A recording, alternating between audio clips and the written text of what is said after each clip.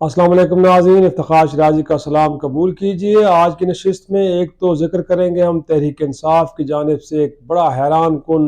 اقدام، ایک حیران کن موو، اور اس حیران کن اعلان نے حکومت وقت کو اور حکومت ایوانوں میں بیٹھے اہم حلقوں کو کتنا پریشان کر دیا ہے، وہ کس طرح مضطرب ہوئے ہیں، اور اگر جو اعلان کیا گیا اس پہ عمل درآمد ہوتا ہے تو اس کے نتائج کیا ہوں گے، اور بالخصوص یہ بھی بتائیں گے کہ تحریک انصاف کو یہ اعلان کرنے کی ضرورت کیوں پیش آئی۔ اور ساتھ میں ہم کچھ ذکر کریں گے وزیر اعظم شہباز شریف کو، جو آج اسلام آباد میں پولیس لائنز گئے اور پولیس کو جا کے شاباش دی۔ شاباش کس بات پہ دی کہ انہوں نے تحریک انصاف کے جو پرامن مظاہرین پورے ملک سے اسلام آباد کی طرف آ رہے تھے ان کو روکنے میں، ان کو منتشر کرنے میں کتنا بہترین کردار ادا کیا۔ لیکن اس موقع پہ جو انہوں نے تقریر کی ہے، وہ تقریر کیا ایک پرائم منسٹر کی تقریر ہونی چاہیے تھی، اور کیا اس تقریر کے بعد جو قدورتیں ہیں، جو نفرتیں ہیں، جو تعصب ہے، اس کو ہوا ملی یا اس کا خاتمہ ہوا؟ اس پہ بھی بات کریں گے۔ اور آخر میں کچھ بتاؤں گا کہ آج آئی ایم ایف نے جو پروگرام دیا ہے، وہ پروگرام تو دے دیا ہے، لیکن اس کے ساتھ جو کنڈیشنز ہیں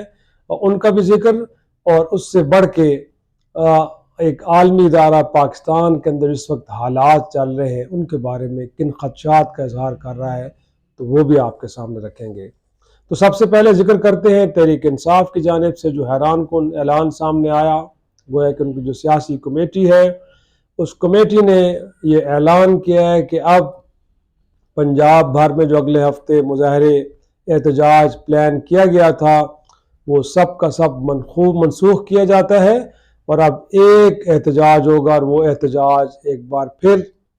ڈی چوک میں، اسلام آباد کے ڈی چوک میں ہوگا، ریڈ زون کے علاقے میں ہوگا۔ اگرچہ کہا گیا ہے کہ یہ پرامن ہوگا، لیکن اس کے پیچھے جو کہانی ہے وہ یہی ہے کہ اب تحریک انصاف کو اس بات کا یقین ہو چلا ہے کہ اگر احتجاج کا یہ راستہ ترک کیا جاتا ہے کہ جو بار بار علی امین گنڈا پور صاحب کے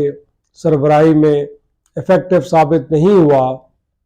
اور کبھی وہ دیر سے آئے تو کبھی وہ چوری سے چلے گئے، تو اب تحریک انصاف کی قیادت کو اس بات کا شدت سے احساس ہوا ہے کہ اب وقت بڑی تیزی سے گزر رہا ہے۔ آج آپ نے دیکھا ہے کہ آئینی ترامیم کو لے کے وہ ترامیم کا مسودہ بھی سامنے لے آیا گیا پیپلز پارٹی کی جانب سے، وہ جے ایف اے کے امیر مولانا فضل الرحمان صاحب کے حوالے کر بھی دیا گیا ہے، اور میری اطلاعات کچھ یہ بھی ہیں کہ مولانا صاحب اب کافی حد تک حکومت کے ساتھ کمفرٹیبل ہو چکے ہیں، اور تھوڑا سا امپریشن تحریک انصاف کو بھی یہ دیا جا رہا ہے کہ جی ہاں ہم آپ کے ساتھ بھی شیئر کریں گے، جو آپ کے کنسرنز ہیں ان کو بھی دیکھا جائے گا، اور اس دوران حکومت وقت جو 3-4 نمبرز ہیں ان کو پورا کرنے کے لیے بھی اپنا پورا زور لگا رہی ہے۔ تو اگر مولانا صاحب ساتھ مل جاتے ہیں تو 3-4 لوگوں کی ضرورت پڑے گی جن کو مینج کرنے کے لیے بھرپور کام ہو رہا ہے۔ تو اس وقت یہ کہانی چل رہی ہے، ساتھ میں جب آئینی ترامیم ہو جائیں گی تو اس کے بعد صورتحال کافی حد تک ایک طرح سے انفیوریبل ہو جائے گی تحریک انصاف کے لیے، جن کے قائد کی ملاقاتوں پہ پہلے پابندی لگ چکی ہے، جو اپنے وکلاء کے ساتھ، اپنے پارٹی رہنماؤں کے ساتھ اب انٹریکٹ نہیں کر سکتے۔ 19 کے بعد کیا ہوتا ہے کچھ معلوم نہیں ہے، لیکن اس دوران اگر حکومت بڑی طریقے سے مولانا صاحب کی درپردہ حمایت، اور وہ آخر پہ آ کے، کیونکہ اب تو لگ رہا ہے کہ مسودہ ایسا ہے کہ جس میں مولانا صاحب نے بھی کہا کہ تھوڑی بہت خرابیاں نکال کے تو ہمیں ترامیم کی طرف جانا چاہیے، تو لگتا یہ ہے کہ اب سٹیج سیٹ ہو گیا ہے۔ تو اگر یہ کام ہو جاتا ہے تو اس کے بعد تحریک انصاف کو علم ہے کہ ان کے لیے زمین نہ صرف گرم ہو جائے گی بلکہ بہت زیادہ تنگ بھی ہو سکتی ہے۔ تو اب اگرچہ پہلے تو خیال یہ تھا کہ S C O conference Shanghai تعاون تنظیم کا جو اجلاس 15-16 کو ہو رہا ہے اس کو پرامن طریقے سے منعقد کرنے دیا جائے، اور اب بھی تو ان کا خیال تو یہ ہے کہ پرامن طریقے سے وہ منعقد ہوگا، لیکن تحریک انصاف کی رائے میں یہ بہترین موقع ہے، کیونکہ اس موقع پہ جو پرامن احتجاج ہے اس کو روکنے کے لیے نہ تو سڑکوں پہ خندقیں کھودی جا سکیں گی، نہ ہی کنٹینر لگائے جا سکیں گے حکومت وقت کی جانب سے، اور نہ ہی وہ بے دریغ آنسو گیس کی شیلنگ ہوگی کہ جو اس سے پہلے ہوتی رہی ہے۔ تو کارکنوں کو ایک بڑا بھرپور موقع ملے گا باہر آنے کا اور اپنی جو طاقت ہے اس کا اظہار کرنے کا۔ تو اس لیے یہ فیصلہ کیا گیا ہے کہ اس موقع کو ہرگز نہ گنوایا جائے، کیونکہ اگر اس کے بعد کیا جاتا ہے تو پھر پورے ملک میں جس طرح چپے چپے پہ کنٹینرز لگتے ہیں، جس طرح پکڑ دھکڑ ہوتی ہے، جس طرح رات کے اندھیرے میں گھروں پہ چھاپے مارے جاتے ہیں اور مقدمات بنائے جاتے ہیں، تو پھر یہ اس طرح کا احتجاج شاید ممکن نہ ہو پائے۔ آپ کی بار حکومت اپنا امیج بہتر رکھنے کے لیے کنٹینرز باہر لے کے نہیں آئے گی، تو یہی بہترین موقع ہے۔ تو اس کو لے کے حکومتی ایوانوں میں تو بہت پریشانی ہے، بڑا اضطراب پایا جاتا ہے، اور کہیں نہ کہیں کچھ لوگوں کے ذریعے یہ امپریشن دینے کی بھی کوشش کی جا رہی ہے کہ شاید یہ حقیقی اعلان نہیں ہے، ایسا نہیں ہے۔ اگر یہ سیکرٹری اطلاعات جو تحریک انصاف کے شیخ وقاص اکرم ہے، انہوں نے ٹویٹ بھی کیا ہے اور ٹویٹر کے ذریعے اس بات کو اناؤنس کیا گیا ہے، اور آج بھی ہم نے دیکھا کہ سہوال کے اندر بھی کافی کارکن باہر نکلے، ان کی گرفتاریاں بھی ہوئیں۔ تو ایک جو انوائرمنٹ اس وقت بنی ہے، تحریک انصاف یہ سمجھتی ہے کہ اس کو بھرپور طریقے سے اویل کیا جائے، اور یہی موقع ہے کہ اگر آئینی ترامیم کا راستہ روکنا ہے اور عمران خان کے لیے کوئی رہائی کی راہ ہموار کرنی ہے، اور مور امپورٹنٹلی قاضی فیصل صاحب کا جو کانسٹیٹیوشنل کورٹ کے اندر بطور چیف جسٹس بننا ہے، اس کا راستہ روکنا ہے، تو یہی ایک طریقہ ہے۔ اگرچہ اب فل کورٹ ریفرنس ہونے جا رہا ہے 23 تاریخ کو، ناظرین یہ بھی معلوم ہوگا آپ کا الوداعی گویا کہ ان کا وہاں پہ اپیرنس ہوگی، اور قاضی فیصل صاحب جنہوں نے ریٹائر تو 25 کو ہونا ہی تھا، وہ تو ایک الگ کہانی ہے کہ وہ یہاں سے تو ریٹائر ہوں گے، لیکن اس دوران اگر آئینی ترامیم ہوتی ہیں کہ جو ججز کی وہاں پہ اتھارٹی کمپرومائز ہو رہی ہے، کس طرح ان کو رکھا جائے گا، کس طرح نکالا جائے گا، کہ ایک اتھارٹی اگر یہ تصور کرتی ہے، یہ خیال کرتی ہے کہ ججز ذہنی طور پہ اس کی حالت درست نہیں ہے، یا یہ ہے کہ وہ کمپیٹنٹ نہیں ہے، تو وہ یہ رپورٹ صدر پاکستان کو دیں گے، اور صدر پاکستان ان کی چھٹی کر دیں گے، ان کو نوکری سے نکال دیں گے۔ تو یہ بھی ان کانسٹیٹیوشنل امینڈمنٹس کے اندر شامل ہے۔ تو ظاہر سی بات ہے جب اس طرح کے امینڈمنٹس آ جائیں گی تو پھر تو عدالتیں بھی کمپرومائز کر جائیں گی، تو کچھ نہیں ملنے والا وہاں سے۔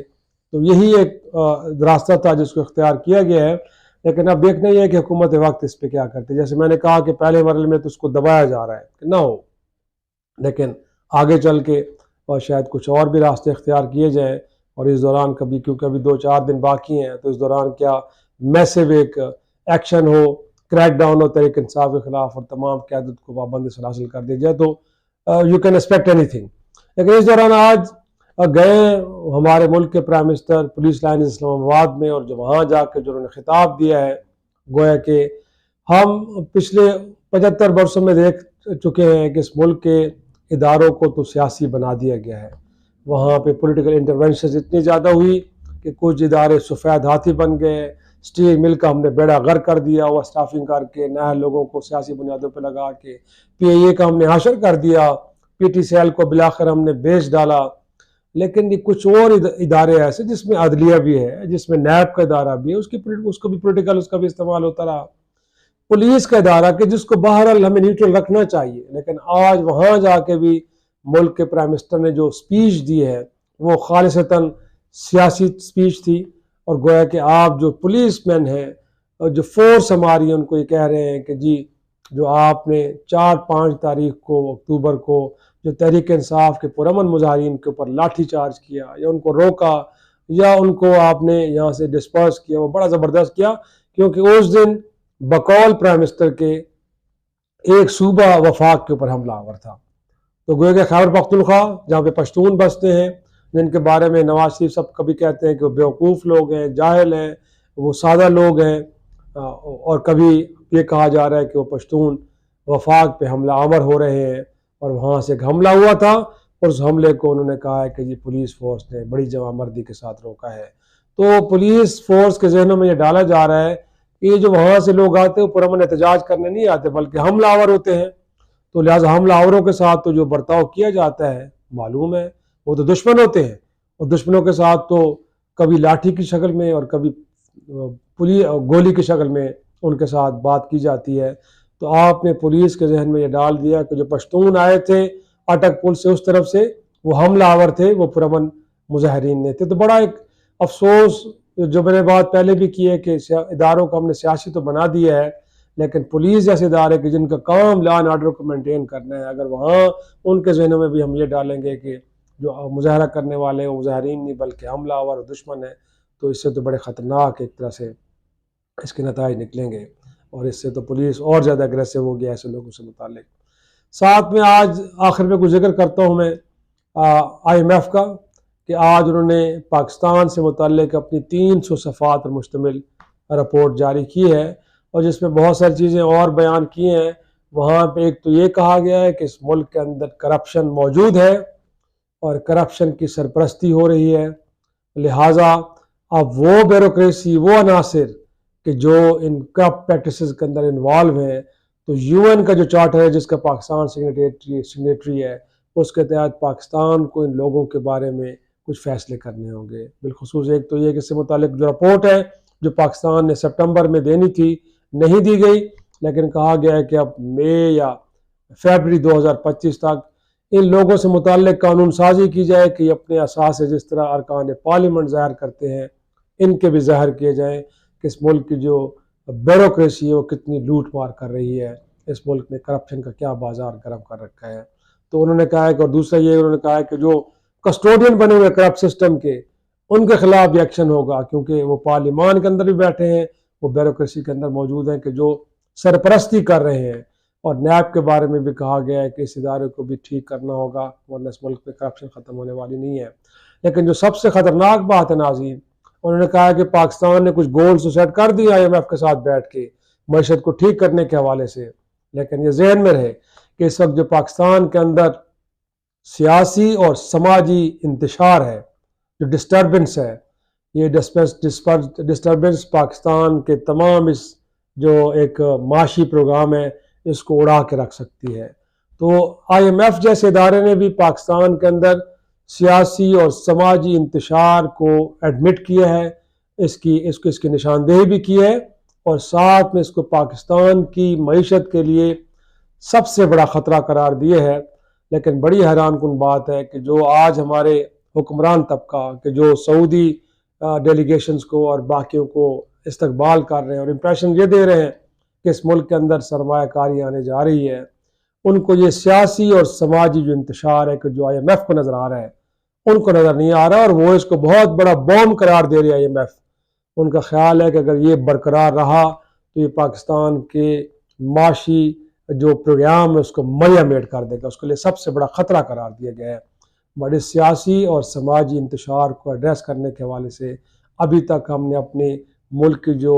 مقتدر حلقے ان کے زبان سے ایک لفظ تک نہیں سنا۔ تو ناظرین یہ صورتحال اس وقت ہے، اب دیکھنا یہ ہے کہ تحریک انصاف کی جانب سے 15 اکتوبر کو اسلام آباد میں پرامن احتجاج، اور اس کے ساتھ ساتھ شنگھائی تعاون تنظیم کا اجلاس، اور پولیٹیکل ٹینشن اپنے عروج پہ جس کا آئی ایم ایف بھی اب اظہار کر رہا ہے، اور تو ایسے میں آپ دیکھیں کہ کوئی مثبت ہمیں راہ دیکھنے کو نہیں مل رہی، یہاں تک کہ جو حکومت وقت ہے وہ اپنی جگہ میں پریشان ہے، اور جو عام آدمی ہے وہ بھی بڑا مضطرب ہے کہ جس طرح سچویشن کو ہینڈل کیا جا رہا ہے اس سے خیر کا کوئی پہلو نکلتا ہوا اور نظر نہیں آ رہا۔ تو اس امید کے ساتھ کہ سچویشن کو بہتر انداز میں لیڈ کیا جائے، اور جو اس وقت ہمیں دنیا کے باہر بیٹھے لوگ یا عالمی ادارے میں بتا رہے ہیں ہم ان کو صحیح طور پہ سمجھیں اور سچویشن کو ایڈریس کرنے کی کوشش کریں، اس سے پہلے کہ حالات ہمارے ہاتھ سے نکل جائیں۔ اجازت دیجیے، خدا حافظ۔